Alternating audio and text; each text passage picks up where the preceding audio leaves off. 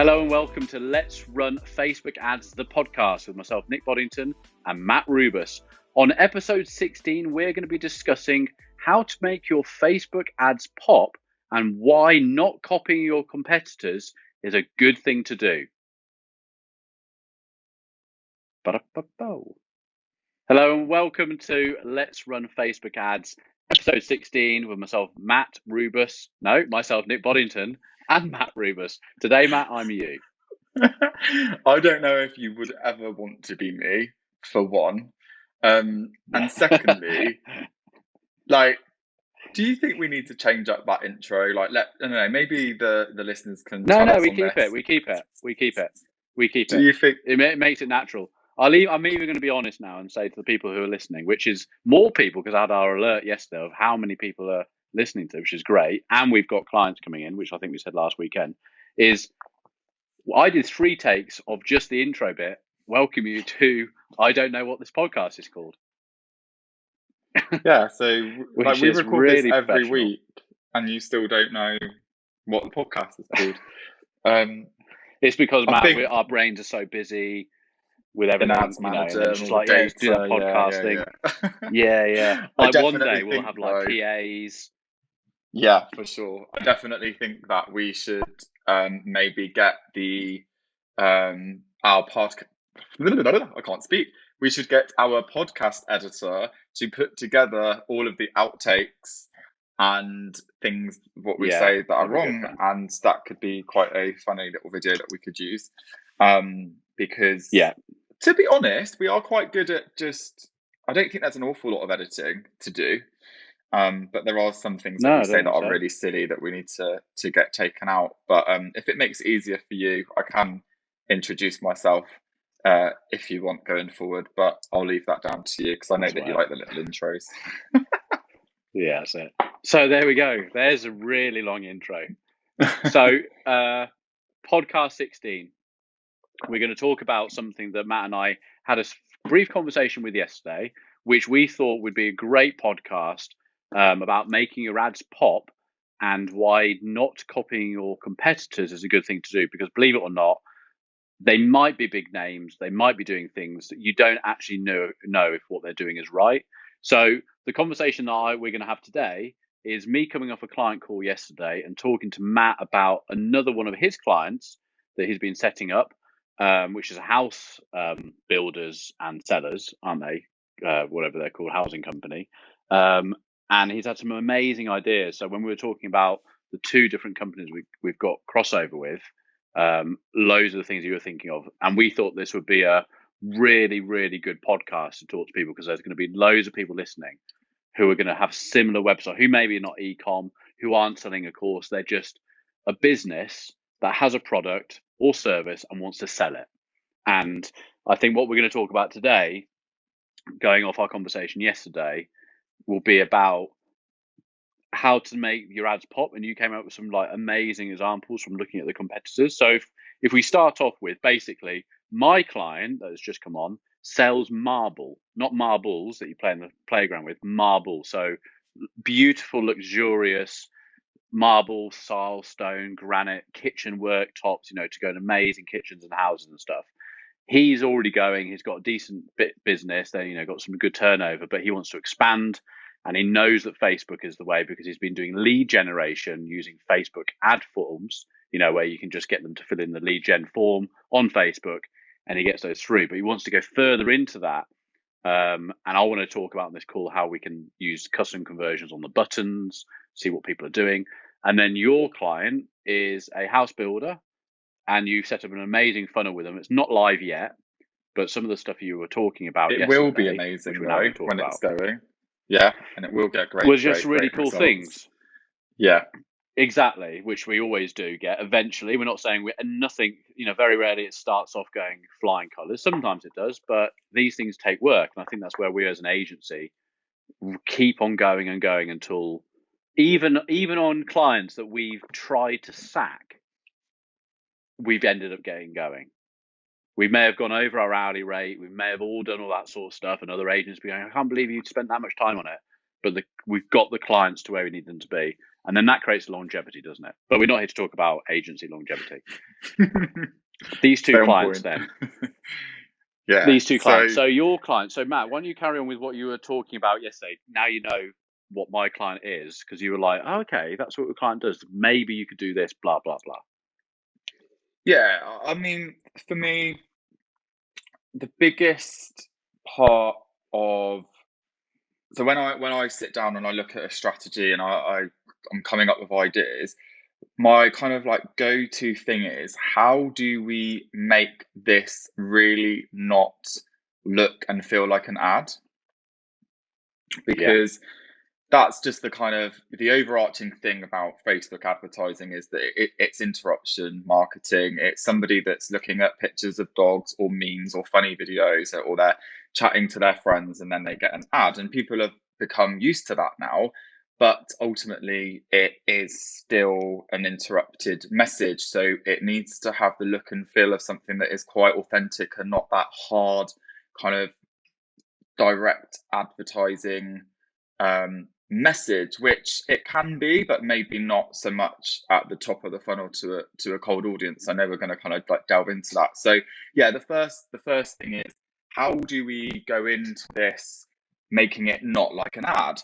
And there's lots of different ways that you can do that. And so in my example with the housing development, so this is essentially a company that builds and sells houses, so like new build developments, and they've got them scattered all over the north of the country, is stock images, for example. So, using like stocky, kind of very sort of high-end photography, depending on the brand and all of that kind of stuff. I appreciate sometimes it can just get a bit boring, and it's very samey, and it's very addy.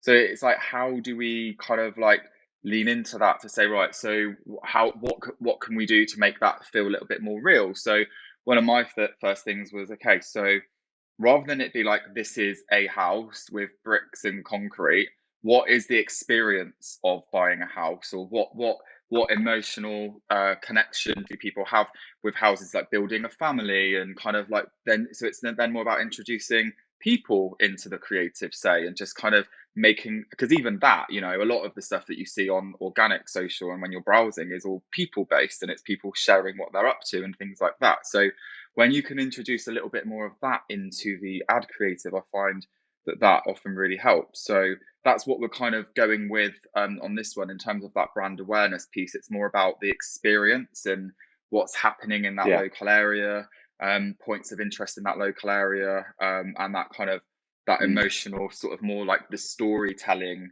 behind it, rather than, here's this awesome house, it's got 4 bedrooms, it's got a garage, it's got bifold doors, it's got paved driveway and a garden, and that message is still important, and we need to get those kind of features and benefits across. But that, in my strategy that I'm building, comes a little bit later on in the funnel, when we are retargeting an audience that already has the awareness and that connection to the brand. And we were talking about this, weren't we? And then you said about your example on the bifold doors, and you got an ad, and because you've been in it, you're almost like the audience for these ads, really. Perfect or customer. you were.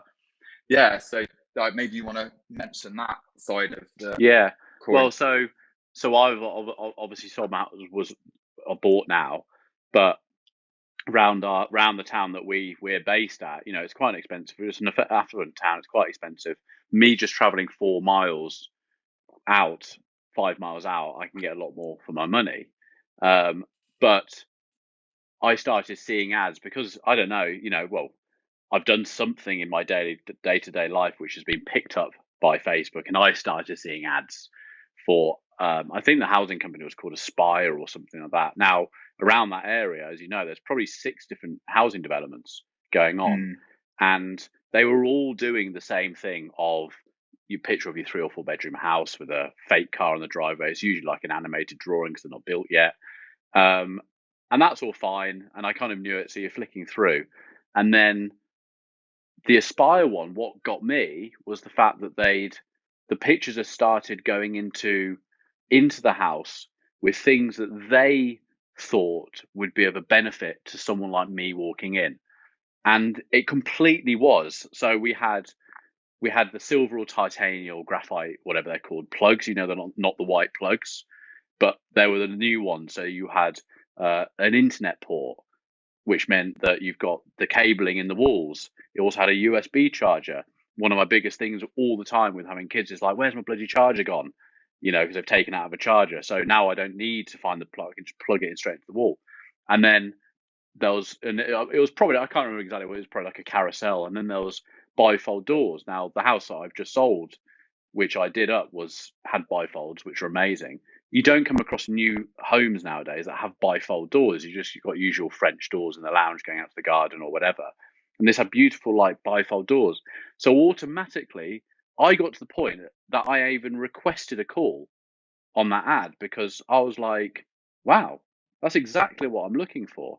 It transpired that it wasn't, but what we're talking about here is it got me in. I became a lead and ended up on the phone to a salesperson because they'd gone into what would make someone want to buy our house. Not because it's got 4 bedrooms, because everyone wants the 4 bedrooms, but once you're in the house, what is it that those people want? Yeah. And I wanted the bifolds. I wanted the easy charging points. I wanted the internet cables running through the walls so I don't have to rely on Wi-Fi. Because as you know now, everyone's on the bloody Zoom calls, and it is. I've for this podcast to make sure it's good, I've plugged myself into the router. So little things like that are very, very prominent in our lives. And I think what people forget about is, I think half the time, Matt, is they can't be asked. They can't be asked to think about the creative side. How many agencies, companies do we come across where it's just like, guys, you're doing really basic stuff. So, that was our conversation on your house builder. And then, from my kitchen company or marble, they sell marble, but they've also got a kitchen company. So there's, they're very diverse on the different things that they're doing, but I'm focusing on the marble. So it's like, what do we produce? A picture of marble, or do we produce someone in their most amazing dream kitchen? Do you see what I mean? People, it's like when you're getting when we win a client, they're not come to us because we do Facebook marketing. They've come to us because we can create them new customers. Facebook is just the tool we're using to do it. They just care about the results. And it's the same of people buying a house. It's the same of people buying a kitchen. The worktop is just part of it. They need to feel like the marketing needs to be around them, feeling like the end result. Doing this gets you that. See what I mean? Buying a house from us, like your client does all the bifold doors, doesn't it? So it's like making them feel like they've already bought it and they can imagine themselves in it, opening those bifold doors onto a nice garden in the summer, not into a rainy day in the winter. That's simple marketing stuff. Yeah, it's being aspirational, isn't it? And like talking to the emotions of the audience, I think. And like going back to the bifold doors, and that it was just a massive coincidence that you used that example, because when we work with our clients, we go really deep into understanding who it is they want to target, what their USPs are. And for this, some clients that we have that are quite new, like they may not have gone into a lot of depth on that, and we'll help on that. But with this particular client, they've done all of their market research, they've done all their competitor research, and they were able to show us, okay, so we have this, and this. Our competitors do not, and listed out all of the different features and benefits like you've just listed. And we go through that and go, right, okay, so our client, they stand out on these 3 things. So are these 3 things their USP and how they can kind of beat their market? Yes. And are these 3 things something that are desirable to somebody that is in that place of looking for a house right now? Yes, we're going to put that into the ad because it gets them set apart from their competitors, and it also is talking to the people and giving them the features and the benefits of the product that they are likely to want. And from there, we're hoping that combination will get the click. And And like going back to your example on the marble stuff, I think with that it's a case of like just understanding the audience and like who can who is in the market for that product. So like you could go into a creative where it's like a really like high end massive kitchen, all the bells and whistles, an island and all of this kind of stuff. That might be one avatar, but then there might be somebody that's not quite at that point but can still enjoy a marble worktop. So it's kind of like almost not alienating the people that maybe don't have those budgets and saying to the people that have lower budgets that they are still in the market for that particular product and for that client, but it's just maybe showing that in a different way. Yeah, and it's also one of the things I learned on the call actually is because we're not going to be any offers at the top of funnel, so it's about getting people in to look at it. But then, one of the things I wanted to go on this call, because you use this a lot from a lead gen point of view, is that you can put the like event triggers on different buttons on the website. So at the moment they're not able to purchase the product through the website, though that's something, if this works, we want to get onto and make it more e-commy. But if they press contact us, how many people press that contact us button? So we were saying, weren't we, this morning, that it's like the lead event you want triggering on all of those things. So for the people who are listening, the lead event is the pixel. So we want to fire that pixel up, getting it to understand anyone who's become warm on the website. So they've hit contact us, they've hit get to quote, they've hit where are we, or whatever it would be, the key buttons, that actions that someone can take on a website, and making those events of a lead. So we can start getting that pixel really warmed up. But you can also do something called custom conversion, which means that you can take each button and create a contact us button and a get quote button. So in Ads Manager, you can then make your columns see those custom conversions. So you'll know how many people last week, in the last 7 days, hit the contact us. You'll know how many people hit the get quote.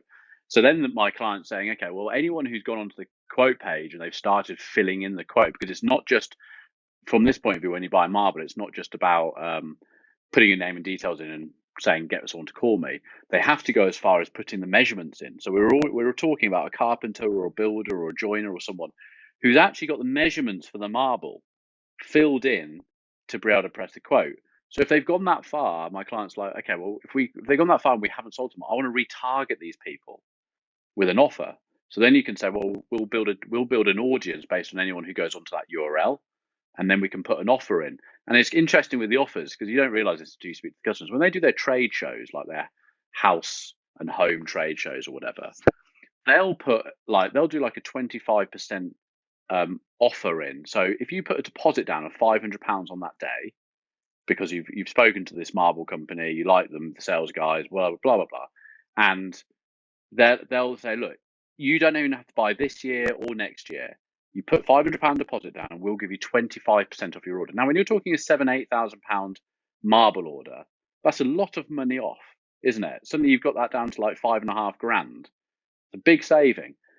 But they were telling me that some of the people who put down those deposits to get that saving, haven't even bought the house they need it for. They've literally put £500 down and given them 500 quid. Oh, we might do that in the next 3 years. So then we can get 25% off because we know we're going to do it at some point. How crazy is that? So it's like really delving into their customers' emotions and how you can use these amazing discounts off such a high-end product to actually get people in very, very early on, really early on in the buying stage. Obviously, with the measurements part, they're a lot further down because they're now at the point of ordering this sort of stuff. But it's when you start looking at a funnel, it's like you said earlier, of making, you don't want to exclude the people at the top of the funnel who can't do it right now. You want them to start coming in because what they want to start doing is the trade show discounts online. Yeah. And seeing how that works, because they see such good success from those trade shows. So there's so much that goes into this sort of podcast, really, about, yes, you're selling to consumers, and these are high end. You're selling houses worth hundreds of thousands of pounds on Facebook, and it's very new in that market, isn't it, for that sort of stuff? Like, you don't see car companies really doing it. I mean, that company that's German that ends in Benz that we're talking to. We're criticizing some of the stuff they're doing because there's no call to action to create an ROI from their Facebook ads. And what we're sort of seeing in this whole environment is there's organic and there's paid. The problem is we're finding with organic, with what we see going on around us, is you can't get an ROI. The businesses don't get the ROI from the organic. They think it should be done, and they put some budget to it. And then at the moment when the world is like it is, it gets looked at. Oh, what was a return from that? Oh, nothing. Whereas what we do is we only care about the return. We don't care about the vanity metrics. You and I don't look at how many impressions something got or whatever. We look at the clicks and things like that to figure out the data to see what worked. I mean, they've just got to sell houses, and you're going to do something that probably their competitors aren't doing or aren't doing very well at all by using the simple techniques that we've started off this podcast with, which are going to completely stand out to their competition. And then they get leads, and then they're going to sell houses. Yeah, I think it's a lot of what dictates what the funnel needs to look like and what touch points there needs to be is a lot on the buying journey and the price of something. Because we're not saying here that if you want to sell something online, like a 25 quid t-shirt, that you're going to need to have a full funnel strategy and top, middle and bottom and all of this sort of thing. And often that's where you can pop the offers and the discount at the top to cold people, because it's just you either kind of want it or you don't. You don't need to really be nurtured. It's obvious what it is. A lot of people will just buy at that point. What we're talking here is lead gen for, like you said, very high ticket items. So it needs that longer funnel strategy in order to warm people up and get them kind of used to the brand, and then start to inquire. Because when I looked at this, the strategy for this, it just seemed very obvious to me, which is actually going against what is currently being done. So I don't know yet, I've not launched it, but for me, going out and just saying we have a 5-bedroom house, it's £300,000, click here to book an appointment, I feel like that's too direct. That's too straight in there to somebody that is totally new to that brand. Don't get me wrong, people will be ready. There's always going to be somebody that is ready at that point to commit to the action that you're looking for. But actually, a lot of the time, it's down to the softer approach to start with. And I always go back to the really common analogy of, like, you're walking down the street and you don't just say to somebody, "Oh, can I have your name and number, and I'll send you this cool thing." Like, sorry, I don't know who you are. No. I'm still kind of trying to suss out, even, like, is this an area that I want to live in? So, like, we've gone down the route of saying, okay, there's this area, and there's these amazing points of attraction nearby. There's this, and this. And the call to action at the top of the funnel to cold people is just click through to find out more. We're not asking them to leave their details. They can if they want to, and people will still do it. But our direct call to action at the top is very much, this is a cool place to live. There are these houses available. Click through to learn more. And on that page, they can go into looking at, schools and the surrounding area and kind of points of interest and amenities and all that kind of stuff. And then they can go further down and then to look into, like, what the actual houses are like. So for anybody that is getting served those cold ads, and that's going to be video and just kind of like brand awareness, when they are then a warmer audience, so this will be people that have been on that landing page, people that have watched that video, that's when they will start to get the ads from us that are saying more things like, our homes have this really cool thing, this really cool thing, this really cool thing. Why don't you download our brochure and find out more? So even then, we're still not going in with the hardcore book a call. It's still very much get the brochure. And then at the bottom of funnel, we can then start to maybe get people in on the calls and that more harder call to action. But for something like that, I didn't see the need to put the price at the top of the funnel, because it's obvious it's going to be a couple of £100,000. People kind of know the typical cost of like a 4 or 5 bedroom house on a new build now. So I didn't really see the need to go in on that hardcore.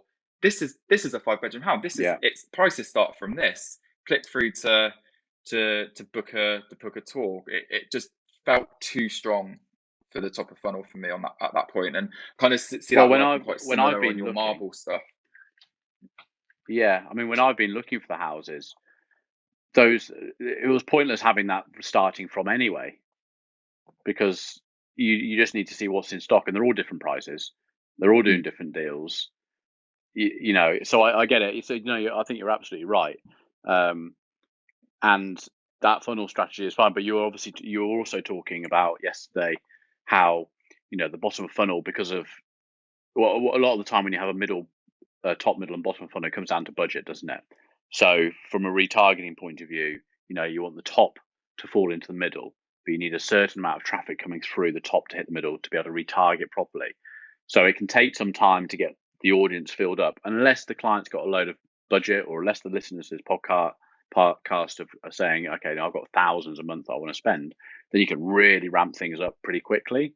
But when you haven't, you've got to be a lot more strategic as well, haven't you, into how you're going to make these things work.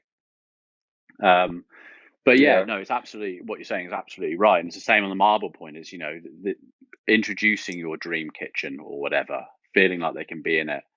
And it's like another analogy, and from a sales point of view, opposed to sort of marketing, but it's very similar, is you don't know when someone's going to buy. You just need to be the company that they think about when they decide to buy.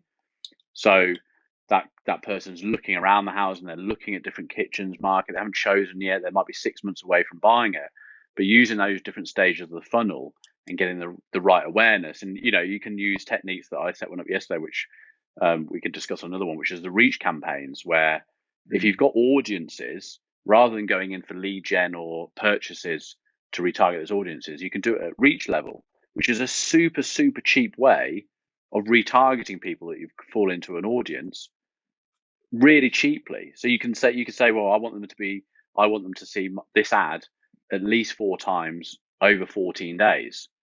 So they're going to see it. So you can really start building up. I think there's loads of things you can do. And there's loads of things that we forget as well, don't we? We get set in our ways in certain campaigns and stuff, and it's working. And if the client hasn't got loads of money, you don't try loads of different things out. But when you suddenly sit down with 2 clients like we've got here, you actually really start having to put your thinking cap on to think, how can we get what we need out of this in a different way to what everyone? Because the obvious way is, like you said, anyone can walk in and say, I'm the marketing manager at a housing development company, and go, well, let's just do some pictures of our 4-bedroom houses with a nice car on the driveway. Oh, great, well thought. But you're also up against everyone else in that area who's doing it. Because a lot of these developments now, it's not just that one housing company. There's a few development companies. Yeah, I was like 20 houses each out of 200. Yeah, I was quite surprised with how many competitors were actually really near to the ones that we're working on. That was really useful to know, and that was when I then was like, we need to really, really stand out in the ads themselves, but also really highlight how our homes are way better than the surrounding competitors. So it's just pulling all of those things out, because I think the way that when you're buying a house or you're renting a house, whatever it is, you start with working out where you want to live, right? Yeah. And then you base your decision off of, right, okay, so that's the kind of area that I want to be in. So the retargeting that we're doing, once somebody's decided where they want to live and they've kind of right, okay, it's going to be like near here, that retargeting strategy is going to talk to them when they're at that consideration phase, when they're looking at all of the other competitors in the area, because that's where they know that they want to be. So that's why it's really important at that point.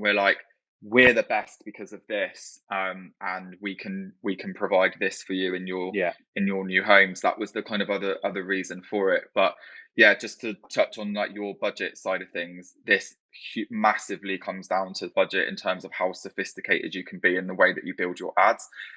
We're completely transparent in that we have some clients that are literally running on £10 a day, and they're getting really, really good results from that, up to like £1,000 a day.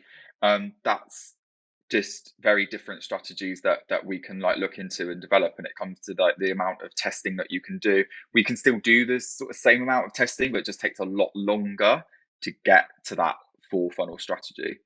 Well, it's amazing, isn't it? Budget. I mean, it's digressing slightly, but that development, the property investment company that we deal with, they had they're throwing £10,000 a month at it as testing.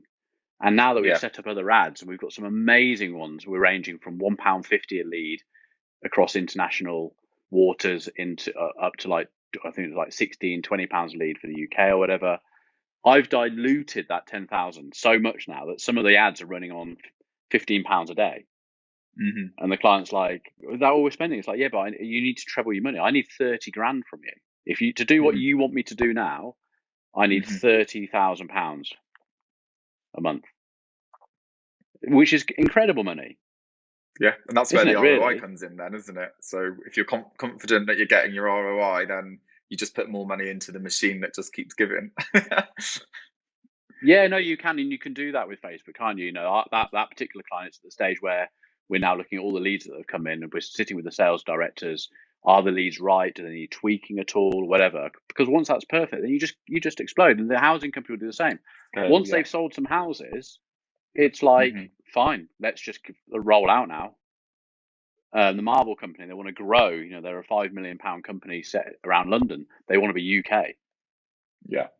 So they have to put these things in place. For anyone listening to this, all this can be done, but throwing shit at the wall and hoping it sticks because you've got no background, you're not doing anything special, will usually end up in what we hear all the time. Yeah, try Facebook, it didn't really work. Yeah. No, it can work. We're so diverse scare anybody off. We're not suggesting that you have to be like crazy out there with your ads at all. It's just look at the market, look where your audience is and what those ads look like, and just try and be a little bit different. We're not, the campaign that I've put together, it's not like groundbreaking or anything like that. It's just a little bit more out of the box compared to a lot of the other creatives and copy that I've seen going out there. And well, the Marble company getting 10 leads a day of people saying I'm interested in getting a quote for Marble, and he's like, I set this up myself from watching YouTube videos. I just now need to get this done properly and take it to the next level. So it can be done. You can do it. Yeah, completely. We started off in those worlds ourselves of learning and having to do. We just live in the world now, so we just learn very quickly all the different techniques and see we spend so much money. We know all the different things that happen. I still remember that first time I went into Ads Manager and I was like, oh, okay.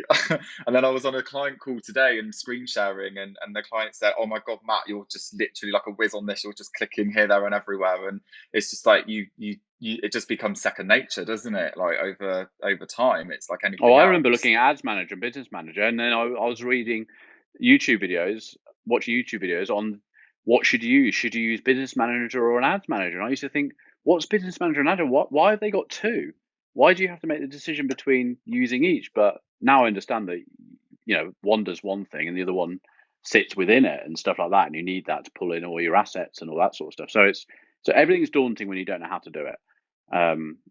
But the audio, our listeners can do this themselves.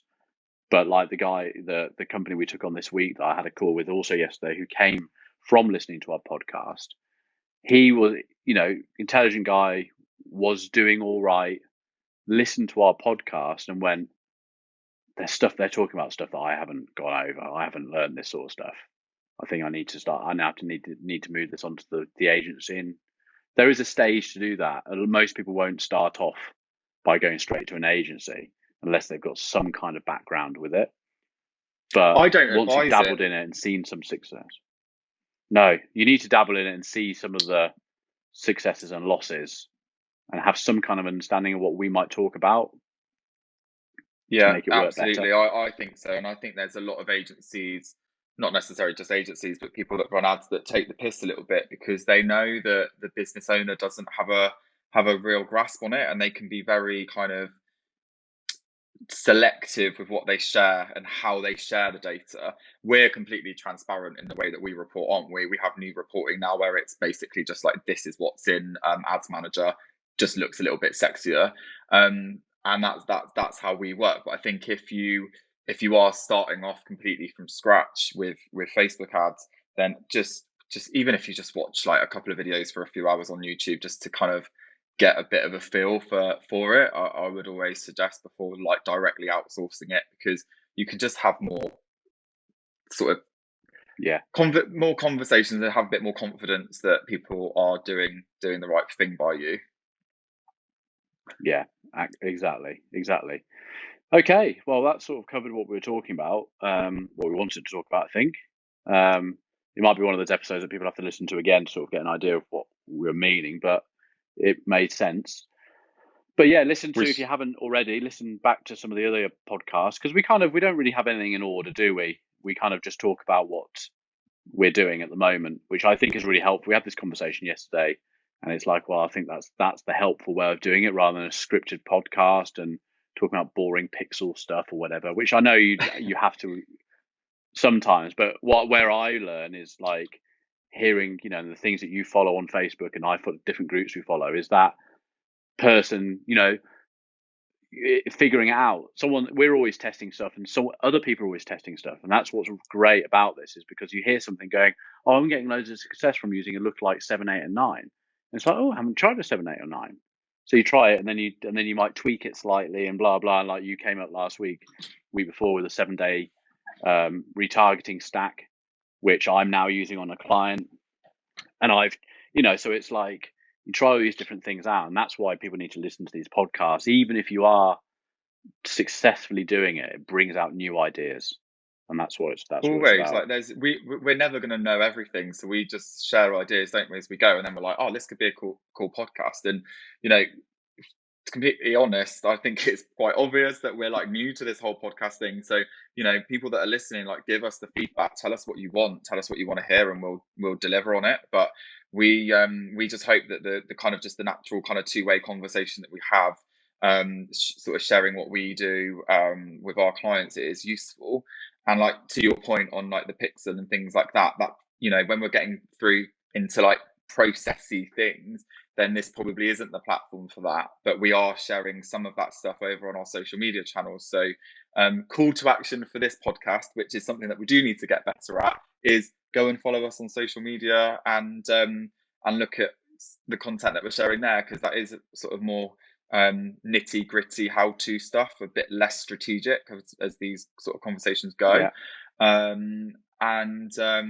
And yeah, like, if there is any feedback you've got or anything that you want us to pick up on, then just drop us a message over on Instagram or Facebook. Defo. Okay, well, I hope everyone enjoys this podcast, and we'll see you on the next one, which will be number 17. Have no idea what that'll be yet, but I'm sure it's going to be something that's going to be exciting. It will be 100%. Brilliant. Everyone enjoy your weekend, everyone. Have a good one, guys. If you're listening to this on a Friday. Oh, another Bye. outtake. Bye. Yeah.